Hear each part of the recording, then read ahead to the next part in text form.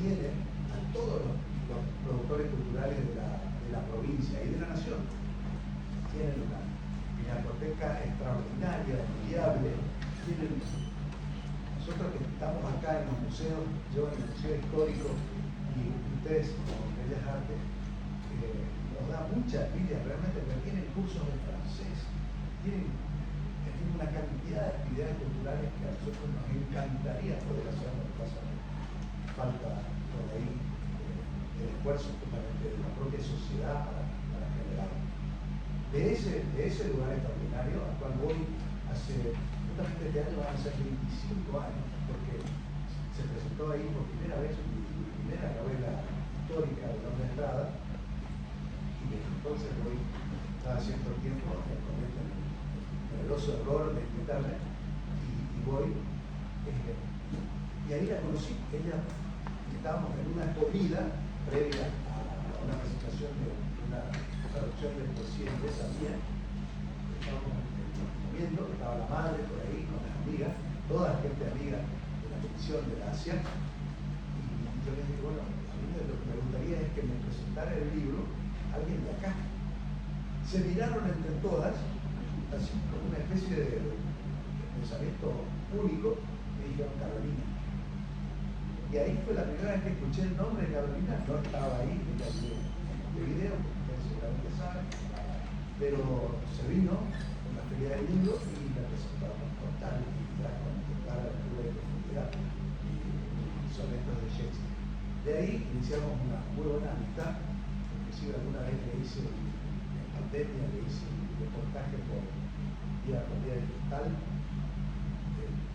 Por eso te digo que conozco su obra, leí su poesía, es una poesía interesantísima, que tiene temas variados. Está ahí el tema central de la posición de la mujer, su condición de madre, su condición de mujer, pero también hay, yo creo que esa es la conexión más importante de la poesía hasta ahora, hasta que leí este libro.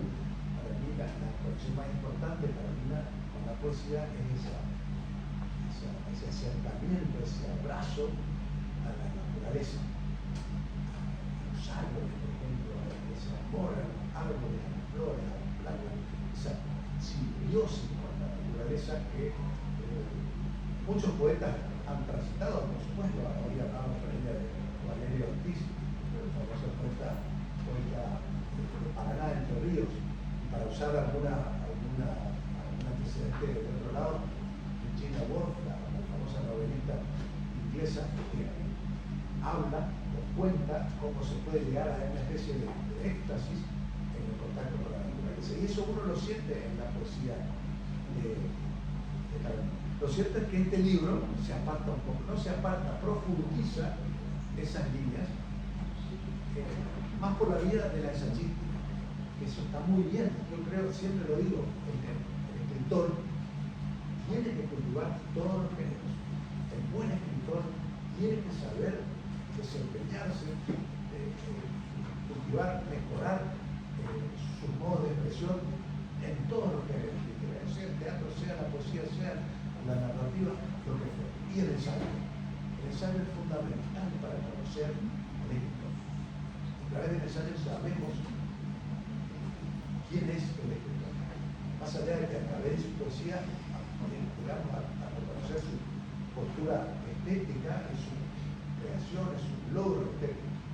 A partir del ensayo conocemos su catadura moral, su catadura intelectual. Y eso es lo que se logra con este libro. No me voy a meter más por este libro, pero se lo vamos a dejar a Alejandra. Alejandra la conozco también, tenemos una muy buena amistad de muchos años, y sé de su profundidad. Se lo acabo de ir a Carolina, porque lo primero es que ella pertenece a una asociación internacional de filosofía, y a través de los años, esos primeros años que ella empezó a viajar, se reúnen en todo el mundo. Ahora recientemente viene de Francia, ¿no? Ahora estoy estudiando el sabor, el sabor, ahí. Los primeros años le pedían para exponer en estos congresos un texto en inglés de la conferencia que fue grabada. Y ella me nombró con pedirme que le hiciera la traducción al inglés de todos estos textos. Y durante 4 o 5 años me decía, después parece que se largó sola y encontró, ¿viste? Pero ha sido un placer nuevamente, a través de esos ensayos, a través de esas presentaciones, de esas ponencias, pude apreciar la profundidad, la fortaleza de la formación intelectual de Aguilar. Entonces, cuando empecé a hojear este libro, dije, no, esto tiene que presentarlo a Alexia. Le pregunté e inmediatamente me dio el sí. Inmediatamente también estaba en Europa, no sé dónde, en la isla de París, fue de allá, desde allá, ella y Pablo organizaron todo. Porque, fíjense la vida de la época que estamos viviendo, ¿no? Que finalmente se puede organizar una reunión maravillosa como nada sustituye esta reunión, esto de estar juntos, frente a frente, cara a cara, nada lo suplanta. Eso estamos segurísimos. Pero lo bueno es que se lo puede ir preparando con estas tecnologías. Y bueno, no quiero ser demasiado intenso, es un placer y un honor tenerla a Carolina acá. Es su primera vez presentando un libro en la capital de su provincia, como dice ella, y la corriente es tener una escritora tan distinguida. Ella publica Montevideo, tiene una revista que se llama Esteros. Yo no hice copia de su currículum, me parece siempre muy aburrido hacerlo, leer el currículum, pero rápidamente les puedo comentar que ella pertenece a una asociación que publica una revista que se llama Esteros, que publica libros, que recién estaba tratando Moni Unilla, que había publicado también con ellos, y que reúne a poetas de toda Latinoamérica. La veo también viajando a Colombia, creo que hace poco estuvo en Ecuador, ¿no? En fin, los poetas de toda Latinoamérica están, por decirlo así, nucleados en esta asociación de esteros que ella publica y ella dirigió, de modo que es una figura internacional de la poesía colombiana. Y tenemos que estar orgullosos de ella, que es parte de nuestro tesoro cultural, así como está orgullosa de su cualidad, los argentinos también. A partir de ahora creo que tenemos que sentirnos orgullosos de que ella sea parte de nuestro acervo cultural. Así que los dejo con la palabra de Alexia sobre el libro. Bueno, yo para mí agradecer el honor de haber pensado Gustavo en mí y el honor de haber tenido este libro maravilloso para leer y que llegó a mis manos así intempestivamente. Y quiero mostrar, seguramente ustedes lo han visto, pero amerita mostrar lo que es este libro que está publicado sobre hojas de color, esta tonalidad de tierra, y tiene una tipografía muy particular. A mí me encantó el libro porque es casi una especie de lo que se llamaría un libro artístico, ¿no? Está la poética, la poesía, no solo la poesía, sino la poesía, el acto mismo creador de plasmación en el texto, como texto, y también en la materialidad del texto. Entonces, todo eso hace al libro, a lo que el libro significa. Yo acá tengo en este dispositivo libros, pero no son libros propiamente. Entonces, nada sustituye esta materialidad, este contacto del cuerpo con el cuerpo, ¿no? El cuerpo del libro, lo que significa el cuerpo del libro y lo que significa el cuerpo de quien lee, ¿no? Las definiciones. La verdad es que no sé cuántas veces me leí este libro y tuve copias de mi hija también que leyó. Claro, cada lector es insustituible.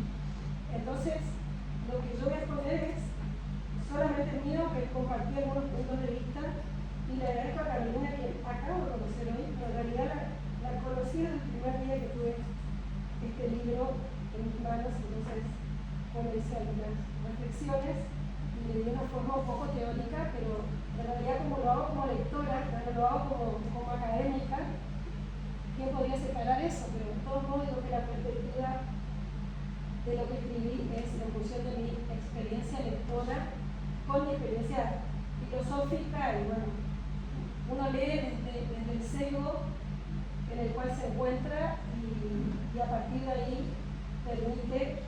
La idea es que ustedes se vayan con el libro de Carolina y no solo vayan con el libro, sino que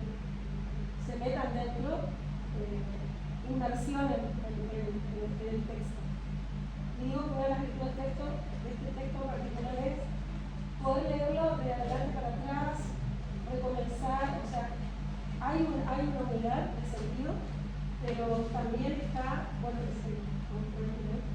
está esto de poder recursar el libro, ¿no? Poder abrir en cualquier página y poder desde ahí hacer la lectura hacia adelante, hacia atrás. Es un experimento que vamos siempre con los libros.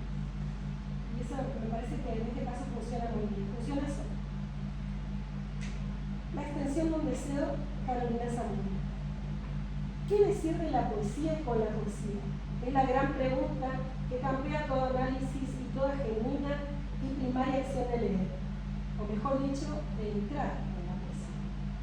Esta reflexión con la cual abordo la presentación de tan grandioso libro poético es tal vez subsidiaria de un texto de Heidegger, que siempre viene a mi mente a propósito de la poesía. ¿Para qué poetas? Paráfrasis de la elegía de Hölderlin, que seleccionó Heidegger, tomada de un texto llamado Panundio, donde se pregunta el propio Heidegger qué tiene que hacer la poesía en un tiempo de penurias, de paráfrasis del texto romántico de Hölderlin. Y por ese mismo camino hay una falta que este libro pone de manifiesto con valentía y de ahí su necesidad. Y acá un pequeño cursus, y es porque ese texto de Heidegger es la lectura, en realidad es la lectura que él hace del texto de Hölderlin y también de Rilke. O sea, va haciendo la lectura, para decir lo que quiere decir, a partir de estos poetas alemanes y también de toda la tradición mitológica, etc. No importa, pero lo interesante es poder hacer ese tránsito, que la literatura permita hacer ese tránsito, la convierte en literatura. Y la pregunta era esta: ¿para qué poetas en tiempos tan expuestos? Y hay un señalamiento, una falta, ¿no? ¿Qué falta? Y entonces hace que uno diga, la falta es justamente lo que la poesía le saca. En cada reflexión voy a atrever a hacer una pequeña lectura tomando fragmentos que fueron inficionados de esto que yo pensé. El que pierda la paciencia pierde el juego. Oí hoy decir, el trabajo del poeta es mantenerse alerta y calmo a la vez. Si la arboleda está cerca del mar, la marea alta y su ruido de mundo recién creado me traen a la circunspecta Emma Suns flotando hacia mí desde una ola. El mundo de la poesía es siempre el lugar de la manifestación de algo que no puede decirse con la comunicación lingüística de otros ámbitos. Es el lugar del acontecimiento, de lo que no podría señalarse sino por algo nuevo que deviene de la creación a través de las palabras y sus sentidos. Es que la poesía termina siendo verdadera comunicación, texto tejido de vinculaciones posibles e imposibles, de licencias y solideces cuyas imágenes impactan en la sensibilidad total. La verdad de la poesía está en decir aquello que ya fue dicho múltiples veces, pero de un modo diferente, ambiguo, pues necesita de proximidad y de distancia a la vez, de novedad y de altar, como dijo una vez una mujer. Pero las cosas son lo complicado, lo que a diario me preocupa. El peso de la noche no es algo que pueda aguantar cualquier muerto, menos dormir cuando una está tendida e indefensa. El consuelo podría ser: yo no soy quien está en este cuerpo, es el cuerpo quien está en mí. Cuando se escribe, la mente y el cuerpo deberían estar en el mismo lugar. La extensión de un deseo puede traducirse en términos de la capacidad deseante de alguien para seguir leyendo, de conocer a su autora en carne y hueso, pues ya la conocemos íntimamente en imágenes en sus propias escrituras. Extensión de los cuerpos en otros, extensión del cuerpo de Catalina, quien generosamente en cada poesía brinda homenaje a poetisas y poetas, entrelazando esos discursos con su asombro desde el lugar común de la propia existencia, la de ella, la de nosotros, que de común no tiene nada, pues de esa experiencia singular extrae el objeto extraño en que circunscribe su cuerpo. Este objeto extraño es el traductor de la perplejidad, que la observación y constatación de la existencia traen al mundo de las cosas temporoespaciales, junto con la angustia expectante de la duración en la ruina de todo tiempo pasado y futuro. Es la abrazada siempre última para alcanzar una orilla que cada vez se aleja más. Me inundo, solo yo y habitación. Lo escribió en algún momento que no recuerda. Lo rescata del lugar donde apunta lo que sueña y se dice que es de agua. ¿Cómo se mide el magnetismo del mar? Esa vez no sabe cuánto duró el suceso que la tenía hambre señora, sola del agua y del paisaje. No se inundaba, estaba a punto de ahogarse, inundarse dentro, crecer en el agua para volver a llegar a este mundo, en el que además se necesita aire. ¿Cómo escribir erosionando los límites de ficción y realidad? Nadie a su alrededor, solo su madre leyendo en una silla de madera de playa. ¿Eso lo soñó? Este libro en sí es ya la pura literatura, la experiencia primigenia de lo que la poesía es. Es el texto que nos arrastra de golpe e insistentemente al ámbito de otros libros, de otros horizontes, y que a la vez interpela nuestra propia experiencia de ser y de devenir, de aquello que no tenemos registro porque no habíamos encontrado cómo expresarlo.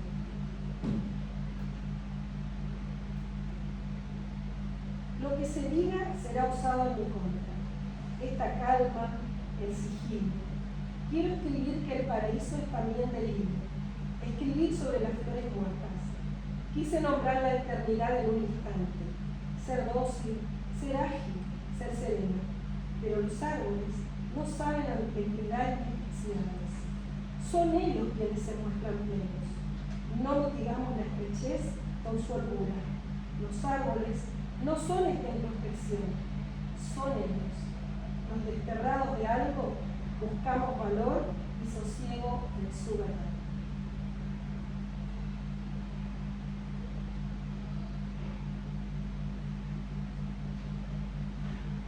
Esta es la verdad de la literatura. El poder de conjurar las penurias con la expresión, la contundencia y la belleza del lenguaje para decir todo cuanto se puede decir y señalar falta, haciendo del lector un activo demiurgo del sentido enorme.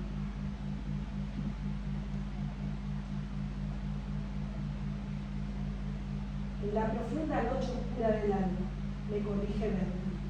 Eso pasa con los cuentos, nos trae recuerdos como de otra existencia. O se revive la propia, en una catarata que mancha. De la fiebre a la sequía de palabras, la literatura es siempre un compás de espera.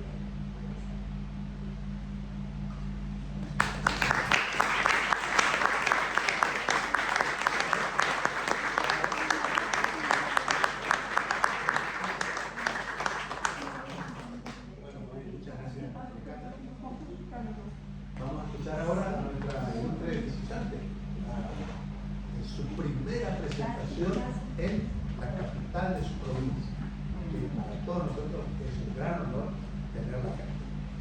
Bueno, muchísimas gracias. Primero estoy sorprendida de ver tanta gente, no solo familia, amigos, sino poetas y escritores conocidos, queridos, algunos en persona, otros de distintas maneras. Muchísimas gracias, Gustavo.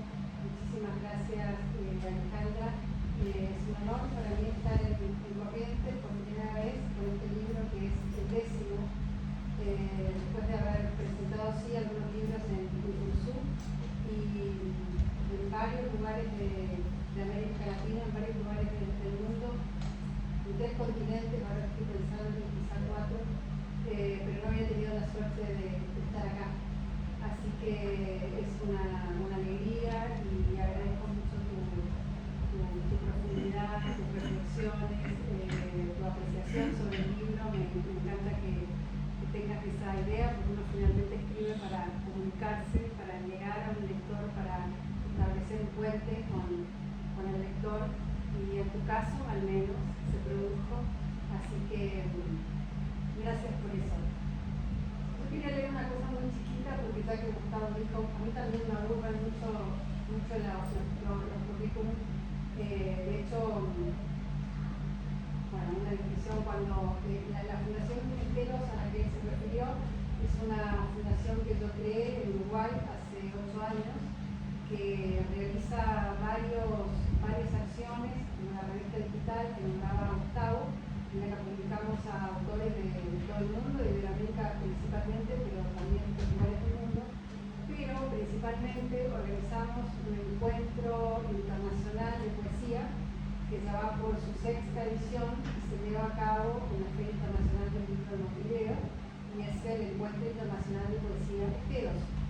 Entonces ahí me toca a mí estar del otro lado, del lado de los presentadores, y me aburre mucho tener que leer currículums. Entonces cuando el editor me pidió esta vez que le mandara una biografía, le mandé algo muy chiquito que quisiera compartir con ustedes. Nací en Checoslovaquia, Argentina, en 1973, estudié periodismo y comunicación, pero la literatura es mi destino. Viví y trabajé en Buenos Aires, Abu Dhabi, Ginebra y Barranquilla. Llegué a Montevideo, el último puerto, hace 7 años. Tengo 2 hijas y algunos libros. La poesía es mi casa.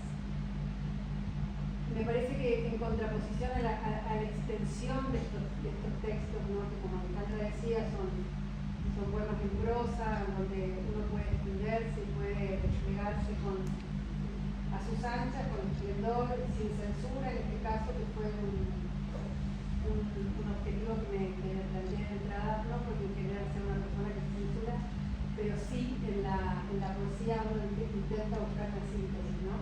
Pero me pareció que este formato permitía otras cosas, otro tipo de libertad. Entonces decía, en contraposición, la biografía fue una cosa muy importante. Yo aquí hago lo que digas. Está muy bien. Si alguien tiene alguna pregunta para nuestra autora, estamos abiertos a eso. Bueno, quizás por leer el texto. Bien.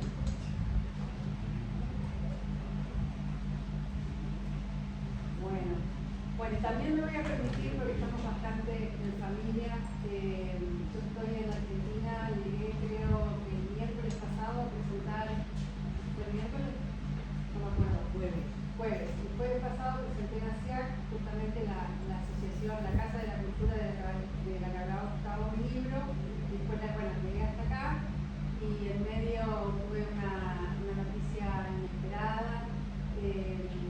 Se fue un gran amigo mío del alma, con quien empezamos el camino de la literatura, con quien empezamos a los 14 años no solo a leer poesía, sino a escuchar Serrat, a valernos un poco de los recursos que teníamos a mano, hasta llegar a Buenos Aires y ahí sí empezar nuestra propia bohemia, que era estudiar un grupo de 2 o 3 locos, distintas cosas, pero hablar un poco de poesía y bueno, las cosas de la vida hacen que yo esté en Argentina presentando un libro y mañana en YouTube escribiéndolo a Patricio Puerta, así que quería dedicarle esta lectura con mucho amor, y me voy a permitir también, porque estamos en familia, contar otra cosa.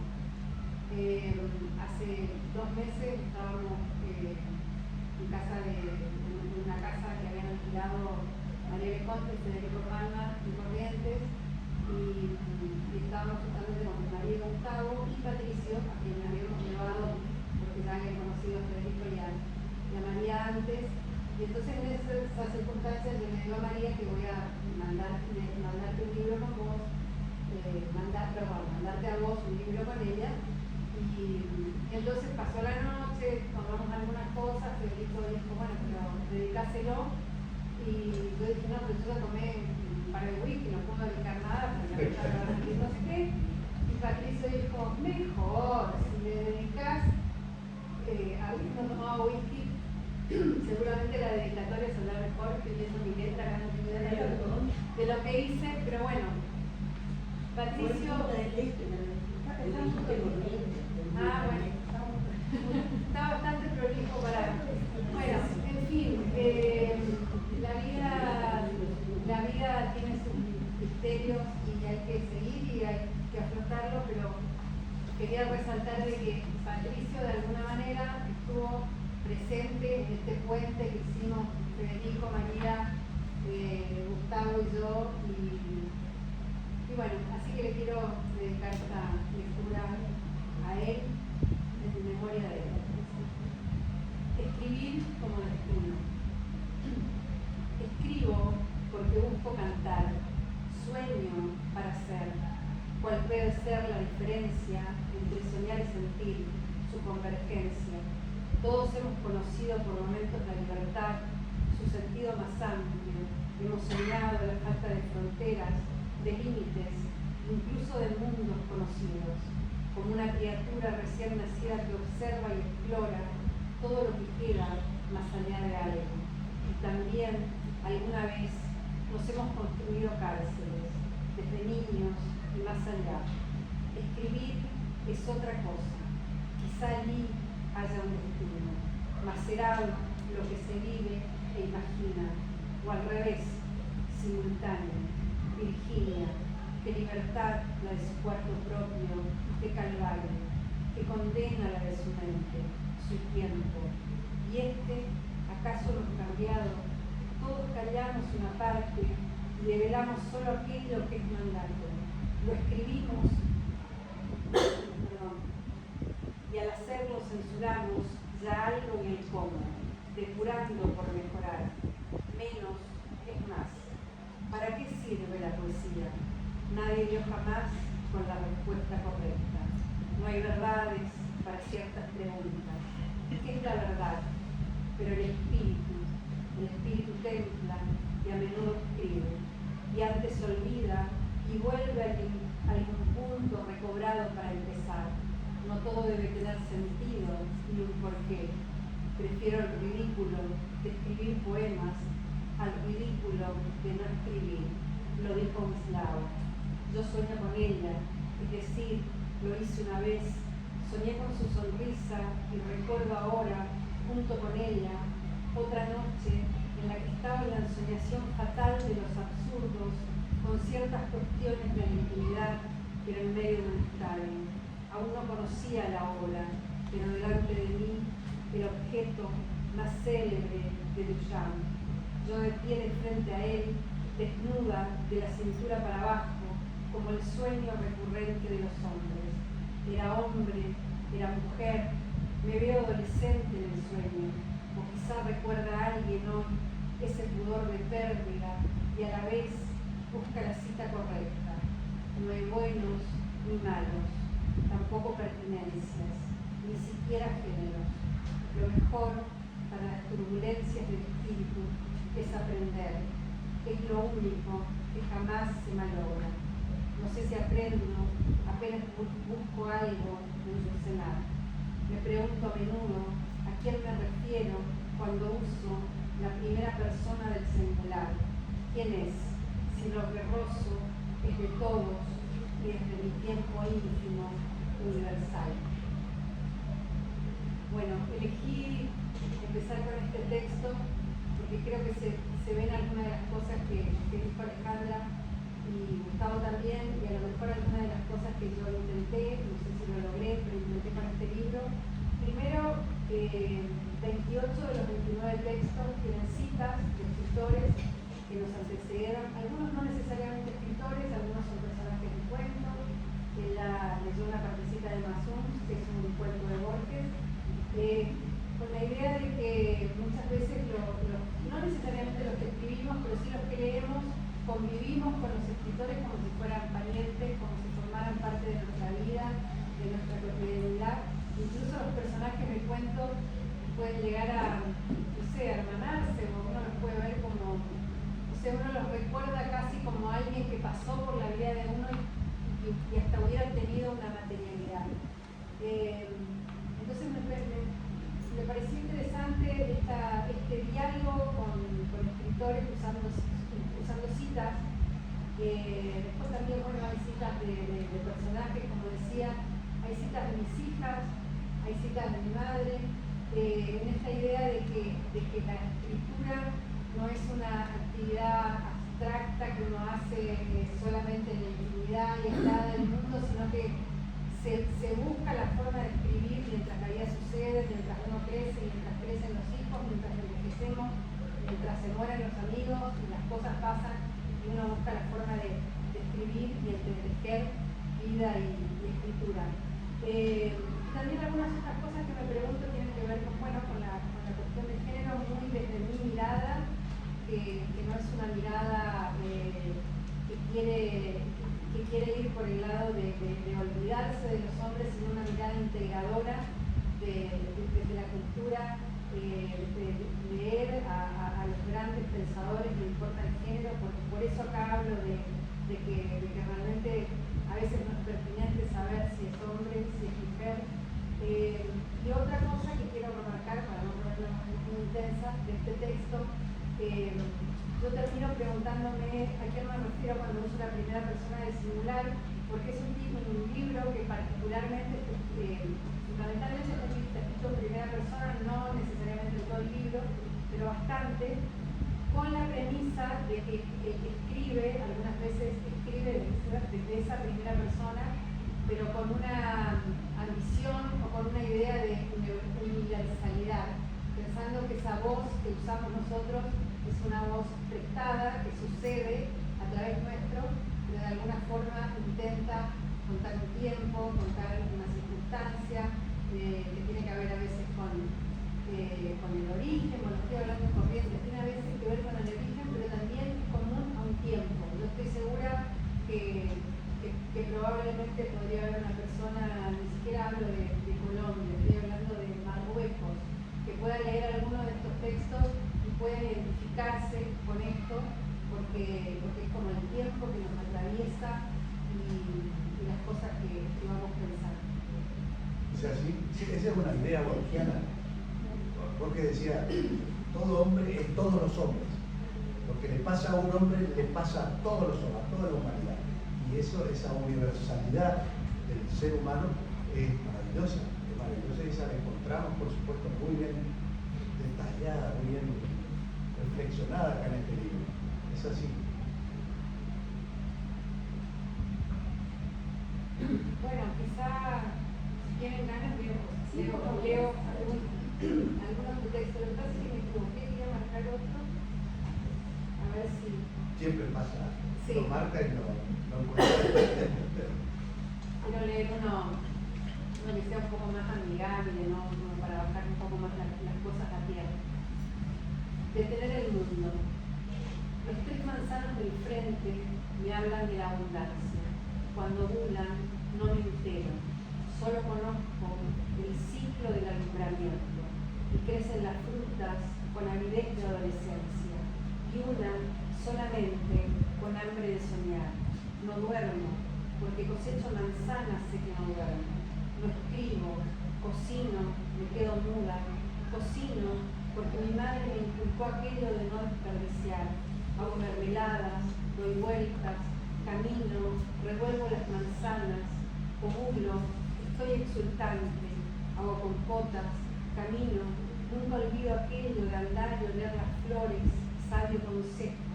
Algunos días me pongo más sensible, lloro, sangro, sigo revolviendo.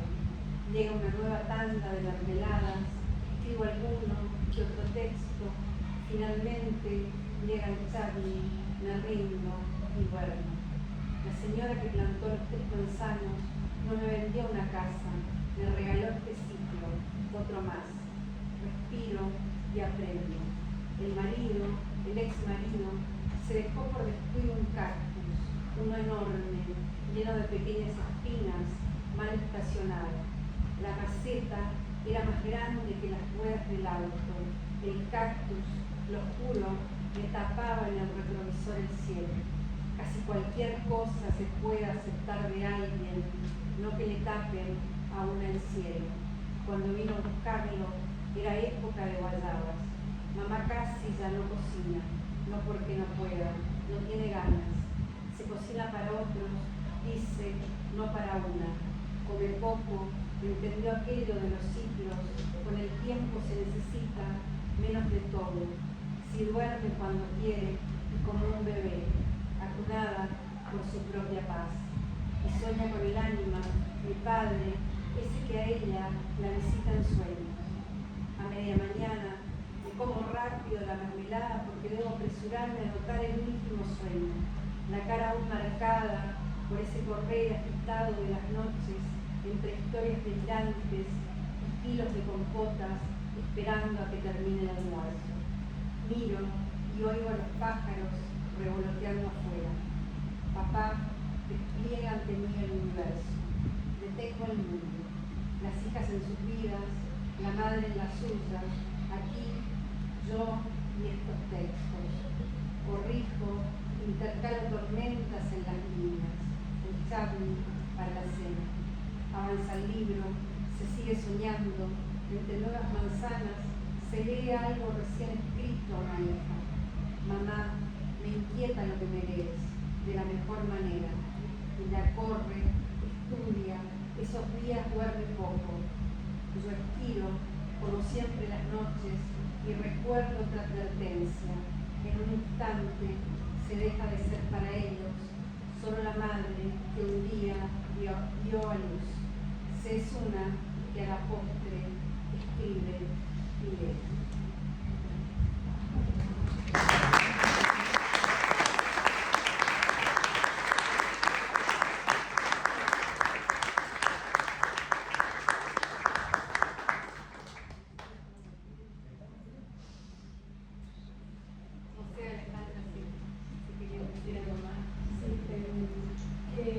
Gustavo dijo algo sobre esto de lo que es ser buen escritor y esto de visitar distintos géneros, de apropiarse de los distintos géneros.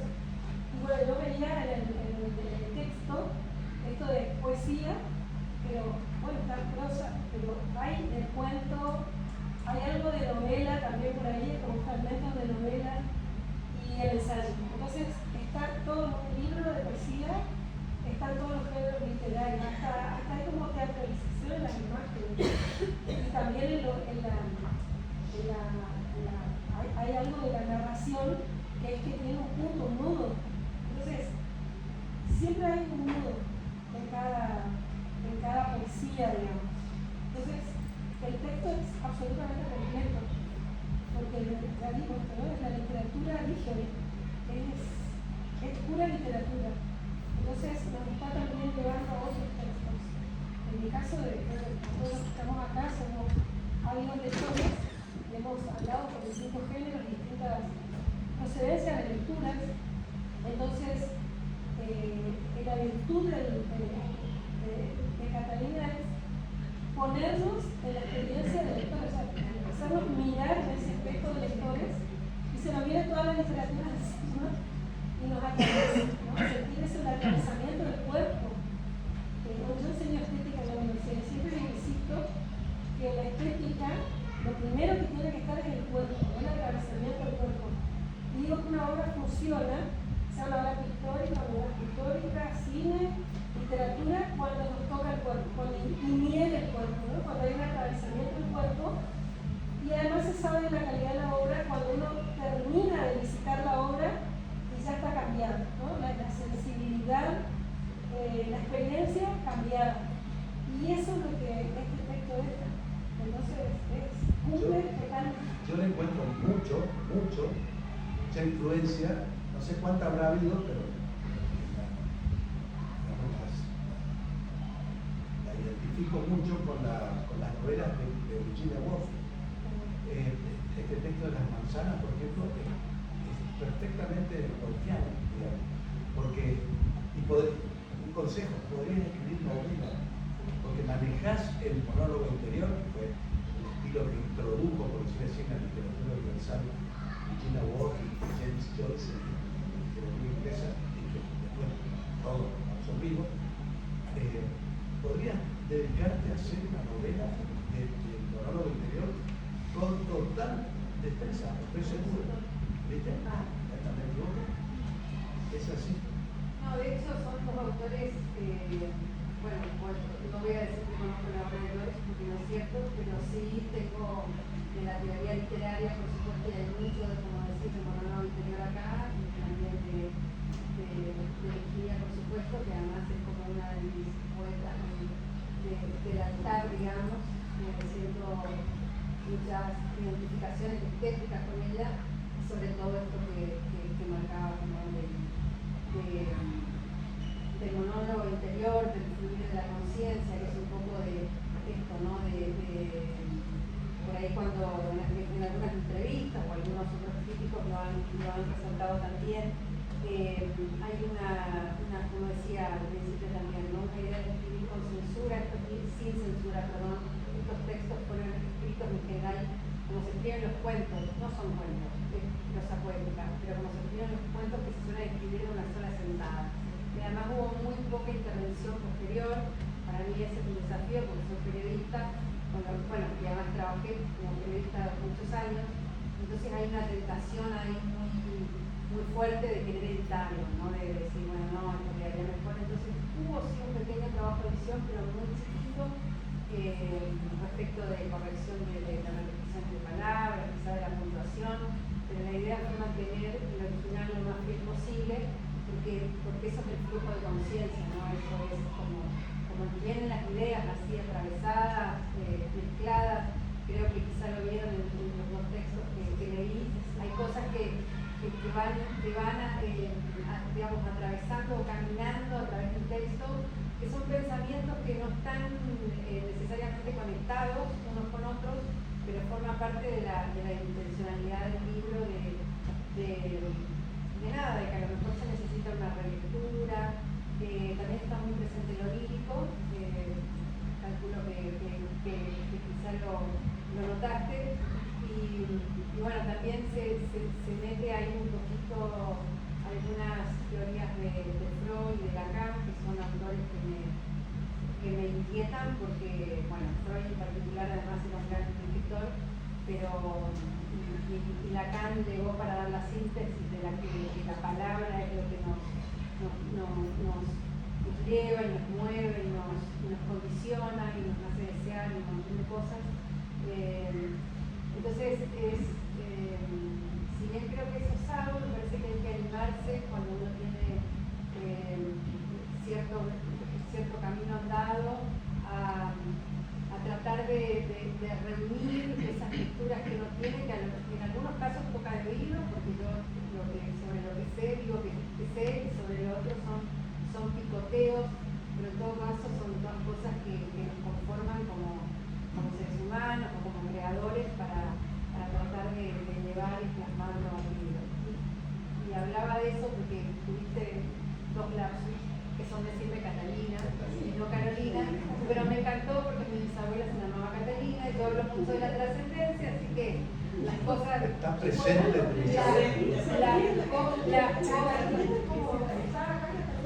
Las cosas se dan porque quieren quedarse.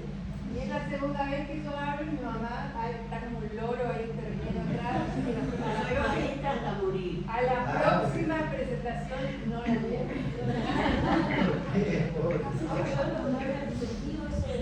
Estaba ahí Lacan, Vicente, Freud, eso es lo extraño y la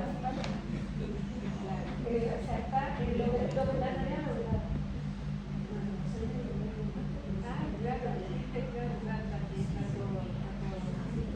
Bueno, les agradecemos mucho, muchas gracias de nuevo.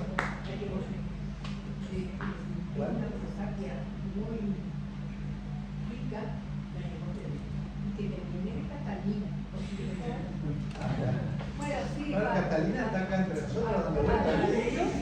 Está sobrevolando. No, bueno, sí, eso realmente para mí, presentar el libro la semana pasada en ASIAC, no solo porque es una institución en la que mi mamá trabajó muchísimos años, sino porque, por ejemplo, el museo de ASIAC que lleva el nombre de mi abuelo, José Francisco Candia, con lo cual esa persona que es a la que te referís, anda dando vuelta por ahí, y yo lo llevo no solo con mucho orgullo, sino que trato de mantenerlo con lo que tengo, pero en mi vida. Muchísimas Gracias.